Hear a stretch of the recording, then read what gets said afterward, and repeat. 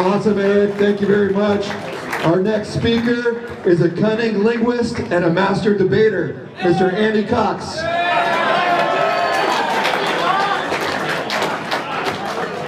Why, thank you.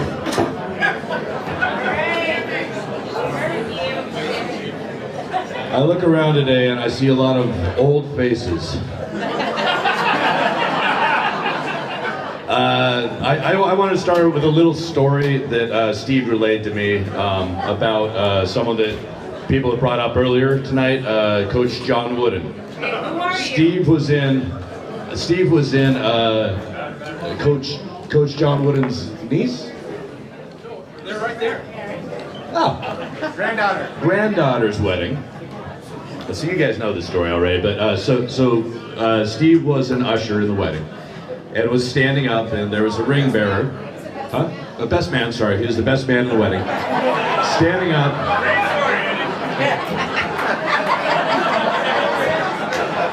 Standing up and had the ring bearer in front of him. The ring bearer was a little fidgety, and Steve, as he is wont to, grabbed him a little tightly and made sure that he was still and said, "Stand still."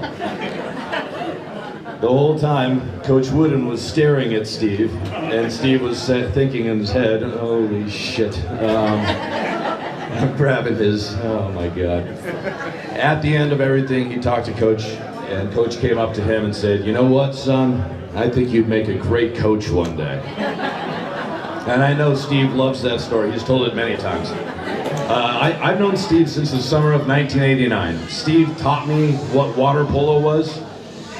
Steve coached me at water polo at Edison High School, where I also had Mr. Eric Emery in my freshman and senior year of English. I was lucky enough to have Steve as my frosh soft coach, as a lot of people here were, and he was a great coach. Now, he's not the type of coach you may find in today's world. Running drills, if you're screwing around and everything, you damn well better be watching for that ball whizzing right over your head. He had a certain way of speaking. Whenever we were going up against Fountain Valley, his old alma mater, he'd get out there and say, "You guys get out there and beat those Fountain Valley five." It was some vernacular. I don't remember what it was. And he also always seemed to find time to, and people have said this earlier, get rays on the pool deck whenever we were having a long set going on. I got to say, Steve as a coach did help my work ethic, and he helped me become a better person. As I graduated from high school, I tried out for the City Beach, Huntington City Beach, and went through all their pier jumps, went through their whole training process, and I think I was number 13 out of 26 to be hired. They initially hired 6 right away, and then a few weeks later I hired 6 more, and I was bummed out I was not there yet, and Steve said, "Hey, come try out for the State Beach." And our water polo team, about half the kids were State Beach, half the kids were City Beach. I said, City Beach, you make more money. City Beach, you have the pier. City Beach has this and that and everything. And finally I said, you know, I'll try out for State Beach. And I tried out, and I finished, I think, number 2 or 3 in my class. Got hired right away, and after 3 weeks of lifeguard activities, I decided this was the beach for me. I got the call from the City Beach, and I said, no thank you. And I stayed with the State Beach. 28 years later, I'm still working part-time at the beach right now. So I think it was the right call.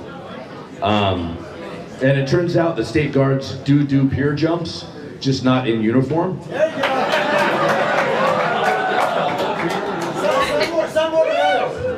Sometimes not even wearing, well. As a lifeguard, Steve was still teaching and coaching. He was climbing up towers and pointing out things to people. And one of my favorite expressions that I always remember him saying as he's sitting up there, say, "You gonna go on that? You gonna go on that? No? Oh, this is too stressful. I'm out of here." He always made you think. I paddled my first year for Hicks. I paddled for him for the Bad Moon Rising,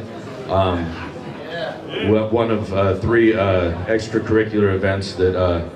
Well, the first 2 went well. The third one not so much.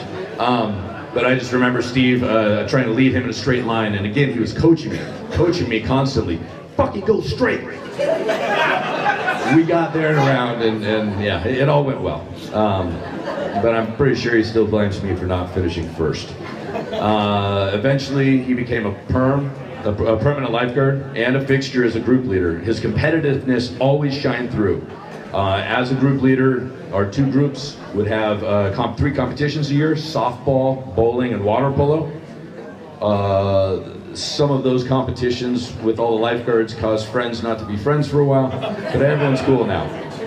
Steve always relished in the win, even when it came to picking his lifeguards for the teams. Many of you probably have a fantasy football draft day. Well, Steve had that every year, picking out the lifeguards, and he had everything set. And if someone chose, the group leader from the other group chose someone, he went to his stat sheets, said, okay, well, I got this guy then. He always had everything set up, and he's such a competitive guy. 20 questions. He climbs up the tower, and he'll play 20 questions with any lifeguard tower and beat you at it. And if you beat him at it, you probably cheated. But every once in a while he would admit that some people did actually beat him. One quick story. I think the most memorable emergency event that I ever had with Steve. There have been rescues, there have been other things, everything. But Steve and I were one day at Bolsa Chica and got a call over the radio from someone saying, Unit 45, Bolsa, Tower 24, buoyant hole. And it was not done the right way it's supposed to be done. We raced over there laughing, God, this guy's horrible dispatcher, we gotta work on this. And I jumped out of the truck. By the time I looked up at Steve, he saw in my eyes that there was a boy stuck in a hole with only a few fingers and toes sticking out of the sand. And we went to it right away, and we dug this kid up. And despite having people having sand fall down on our heads and everything, we dug him up and got him out of there. Unfortunately, the ending story of that one was not so great, but it affected everyone, and that became a very major topic that we always talk about from then on. No one dug holes deeper than a certain amount and everything. You younger guards, when you hear about that, that's where that came from. After knowing Steve for over 30 years, I'm happy to call him a great friend. I hope to pass along the same knowledge that I've acquired from him as I still work at the beach. But I just want to say to Steve, thank you for being such a great teacher, coach, and finally friend. I don't know I don't know where I'd be without you. You've been a great leader. And I just wanted to, I see all the bags over here, but I got a couple things for you, some puzzles. It's not 20 questions, but it should be cool. The writing's kind of small, sorry. And to go along that with black ink pens, black ink. And I also got some, let me see, some whitening, so those beautiful pearly whites. And finally some, tanning oil, yeah. Steve, I love you. Thank you for being such a great mentor. Thanks, Andy. Thank you very much.